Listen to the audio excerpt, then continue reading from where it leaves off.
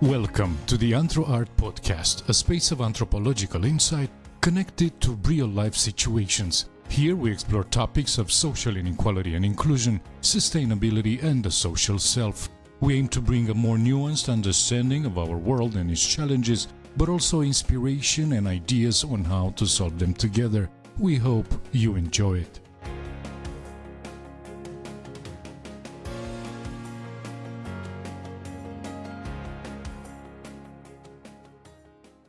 From images to social identities. Stories of working class families on the move. Abstract. Evidence gathered since the late 2000s has suggested that a part of the working class goes through episodes of poverty without becoming chronically poor.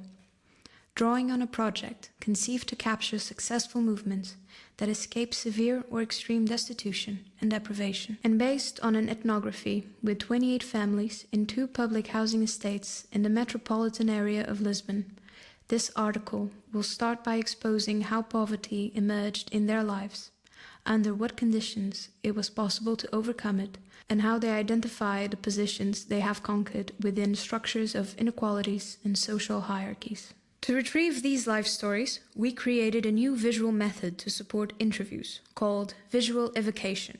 After being pioneers of new image technologies during the last decades of the 19th century, with the sequences filmed during Haddon's expedition to the Torres Strait, or the first photographs published and registered in South India by Briggs and Marshall, anthropologists maintained, at least after 1930, an intense activity of cinematic exploration that ends with a reflexive, participatory or sensorial experiences in film of contemporary times. While ethnographic film was looking for its path, innovations also emerged from more instrumental uses of images, in context of fieldwork and community action through photographic or filmic elicitation and photo voice. In either of these cases, the pre-existing images, or those captured expressly by the subjects involved, are the focal point of interviews, and it's through their manifest contents that facts are clarified, memories reconstituted, or opinions expressed. In the proposal that we developed, the images were made by the researcher. They are born from a collaborative relationship between the researcher and the people he is working with, but they are only a triggering device. The final goal is to generate a deeper reflection and facilitate the expression of identity narratives, seeing beyond these personal vignettes and what they already tell. These visual and written materials are now being prepared to set up a portfolio of contents used in sites, exhibitions, and publications. The intent of this final stage is to provoke awareness on the diversity of this social category known as poverty, their ways of life, and representations about inequality, and simultaneously to promote a sense of achievement and validation in these class travelers that cross the poverty line. A few years ago, I started working on a new form of visual elicitation, with a very generic definition of this set of methodologies, simply as the use of images in conducting interviews. Locally anchored fieldwork, very inspired by community studies, intended to facilitate immersion in the experience of places, people, and families, and the recovery of a joint history, while establishing a denser contextual base for a collection of individual and family information, which would depend mostly on ethnographic interviews. This type of interview, linked to ethnographic practice, maintains a close relationship with direct observation. They are flexible, both in their structure and in their application. The scripts can be subject to small adjustments, specifications introduced according to discoveries made possible by the advancement of interactions between the researcher and the community. This dynamic can also be achieved with prior knowledge and familiarity with the interviewees. At the formal moment of the interviews, there are questions for which part of the answer elements already exist, which streamlines and shortens the procedure. The feedback between the practices observed in everyday life, documental data, and a rich collection of testimonies is the distinctive element of this form of ethnography. Even using this type of interviews, the weight and diversity of themes, the fact that they required a reconstitution of complete life stories with family dimensions, changes in residential conditions, migratory movements, educational achievements and professional paths, changes of socioeconomic condition give rise to a vast set of elements that must be temporarily articulated and confronted to understand the projected identities and status claim of individuals. These are complex processes in which it's necessary to sew together episodes and reconstitute a multiplicity of paths that we receive in the form of narratives.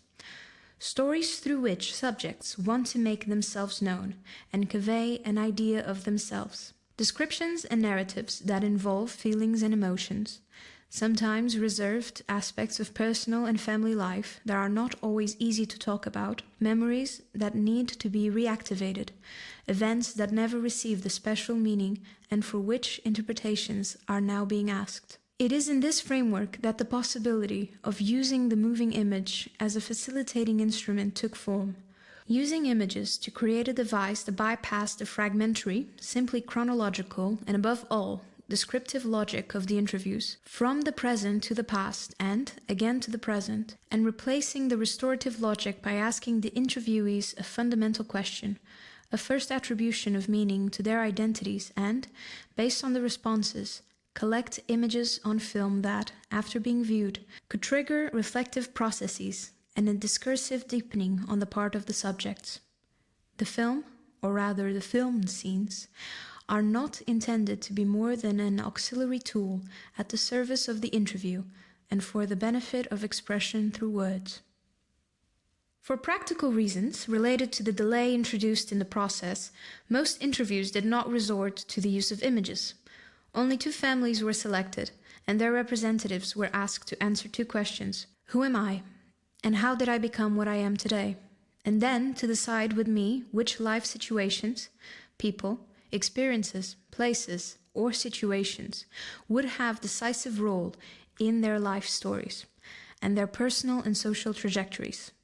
Next, it would be up to the researcher to follow these instructions and try to capture the best images to visually illustrate representative life scenarios that, once edited, would be taken to the next interview session.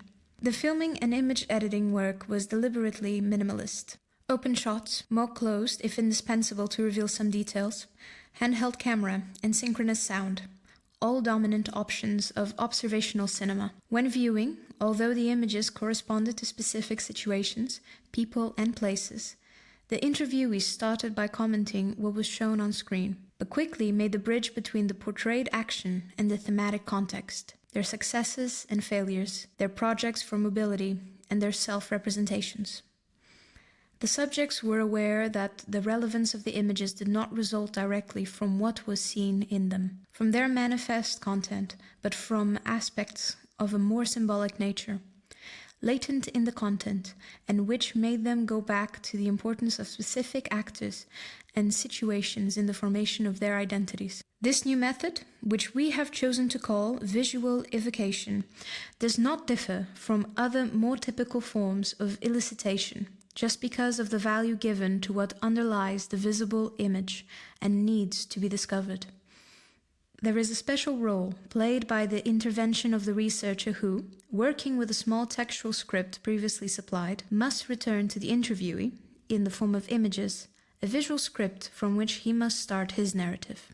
Accepting this dialogical interference implies that neither the images nor the biographical narrative is properly authentic. Just as the researcher chooses what he shows, the interviewee also operates a selection of memories and experiences, chosen parts of life with which he builds a fictitious but plausible self, a way to make himself known to others, and to transmit a meaning for his imagined identity. If this collaboration is fruitful, the biographical portrait will approach the subjective truth of the subject.